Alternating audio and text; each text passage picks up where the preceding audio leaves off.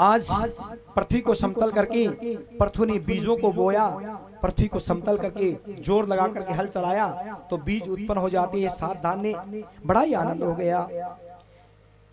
परीक्षित पृथु के प्रताप से दूध और दही की वहां बाढ़ आ गई, निर्मल जल बहने लगा। नरप उन अश्वमेघ सत कीने अज सुरादि बर और उन बहुदीने। आज महाराज पृथु ने कहते हैं 99 अश्वमेघ यज्ञ किए हैं।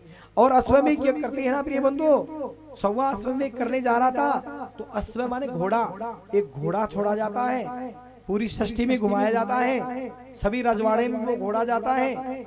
अगर उस घोड़े को कोई पकड़ ले तो उसके साथ युद्ध करना होता है और उस राजा को उसको हरा करके फिर घोड़ा आगे छोड़ना होता है। अगर उस राजा से हार जाए तो यज्ञ नहीं करने देता वो, फिर उसको अधीनता स्वीकार करनी होती है, घोड़ा वो रख लेता है। तो इसलिए भैया ऐसा राजा पृथु ने बड़े बड़े यज्ञ करवाए, 99 यज्ञ हुए। कहते हैं विज्यतास नाम का एक बेटा था पृथु का, और पिताजी यज्ञ कर रहे थे अश्वमेघ। जो अश्व पूजा मंडप में खड़ा था पूजा करने के लिए, और कहते हैं इतने में इंद्र को चिंता होती है कि पृथु के 100 यज्ञ पूरे हो गए तो मेरे इंद्रास्त्र को ले लेगा, इंद्र पद को प्राप्त कर लेगा।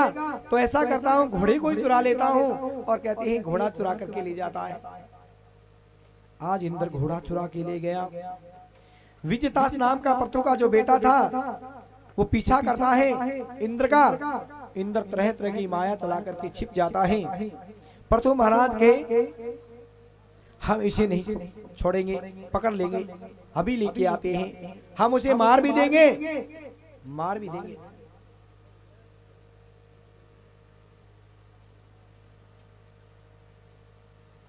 ब्राह्मण कहे महाराज पृथु ने कहा मैं मारूंगा इंद्र को। वहां ब्राह्मण पूजा करा रहे थे।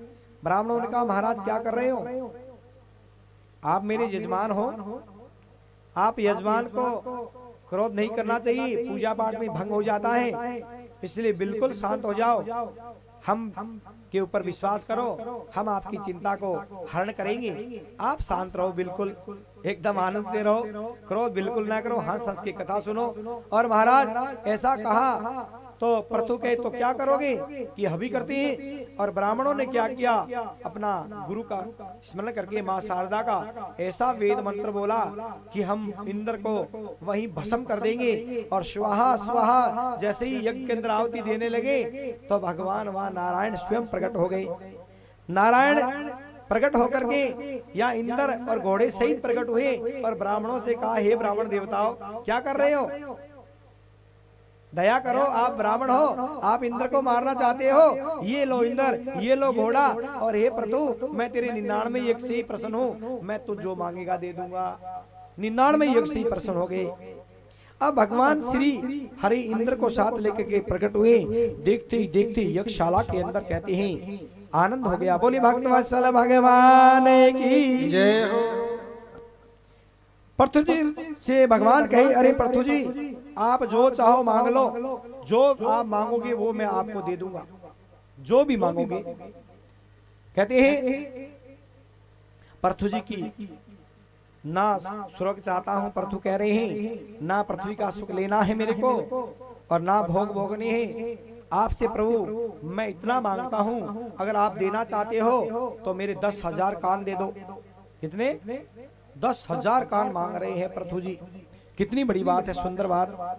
हम लोग 2 कानों से सुनना नहीं चाहते, पृथु जी 10,000 कान मांग रहे हैं परमात्मा की कथा चर्चा और सत्संग सुनने के लिए।